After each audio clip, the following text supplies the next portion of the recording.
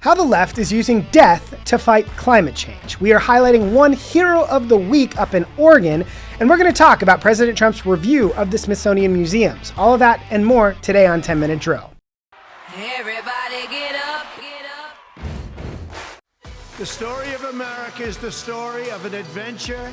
I can hear you. The rest of the world hears you. We are a nation under God, and I believe God intended for us to be free.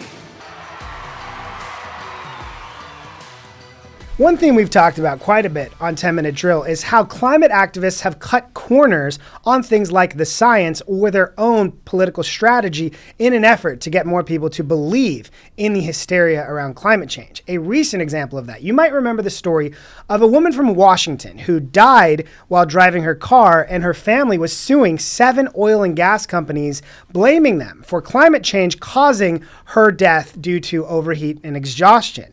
What we later found out is that that woman was 65 years old, had just had surgery and was on an all-liquid diet, and had attempted to drive 100 miles without air conditioning. And that's when she had overheated and unfortunately passed away. But new, unsealed documents have found that this case was actually brought by a radical climate group with ties to the Rockefeller Brothers Foundation, a dark money organization behind much of the climate activism in this country.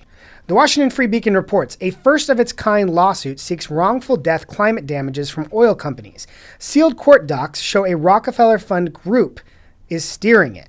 So again, as you hear this case, you'll remember right now, climate activists around the country are engaged in a shell game to try and destroy oil and gas companies in any way they can. However, as you look at this case of this woman overheating, one theme that we've talked about quite a bit over the last few weeks is the political football of air conditioning. Both in Europe and here in the United States, climate activists are trying to get rid of air conditioning so that we can stop climate change. However, we're going to hear a lot more wrongful death cases like this example that they're suing over. And so they are, on one hand, trying to ban air conditioning, and on the other hand, trying to sue for wrongful death against oil and gas companies for people who died without air conditioning. Quite a paradox. For our hero of the day, meet Oregon's Irene Gilbert.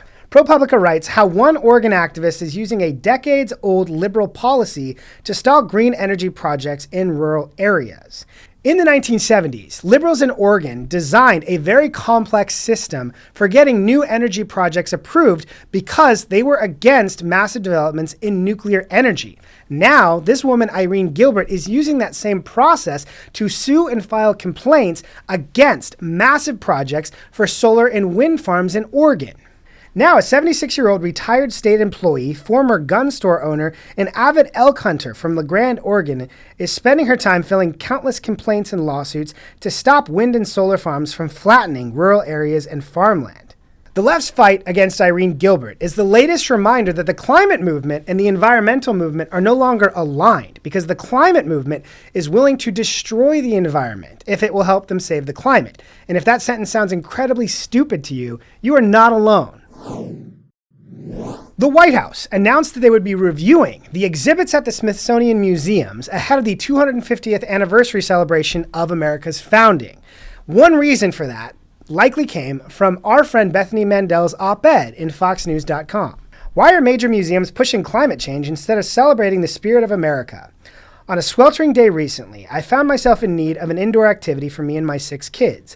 Living near the nation's capital has its perks, chief among them the Smithsonian museums. So we headed into D.C. for a dose of air conditioning and culture. Our 4-year-old chose the destination, the Smithsonian National Museum of Natural History, specifically to see the dinosaur bones and dioramas. But we quickly got more than we bargained for. A large section of the exhibit is devoted not to the asteroid that wiped out the dinosaurs, but to climate change. Bethany highlights pictures and images throughout the museum showing exhibits promoting political language around climate change, even criticizing fossil fuels. She added, 2 years ago at the Hirshhorn Museum, my kids picked up a children's book titled My Own Way, celebrating gender freedom for kids. One page reads, "You may be both, you may be none." On that same note, another friend, Political Math, added on Twitter, the Museum of American History has a costume from Storm in X-Men Days of Future Past, and the caption is, I'm not making this up, as Black Lives Matter went viral in the summer of 2014, one of the first black women superheroes was fighting discrimination on the big screen. Now, I enjoyed X-Men Days of Future Past. I don't necessarily remember that particular message being a focus of it, but maybe the people at the Smithsonian did. Moving on. From the movie Alien, a display with Sigourney Weaver's Ellen Ripley was a force to be reckoned with at a time when male heroes dominated the multiplexes. They write, by exploring her maternal instincts, the film pointed to the burden carried by working mothers, then and now, to do it all. Apparently, that burden includes fighting aliens. Now, my takeaway from the movie Aliens was not solely focused on motherhood and the joys of that, but hey, that's valuable. Moving on.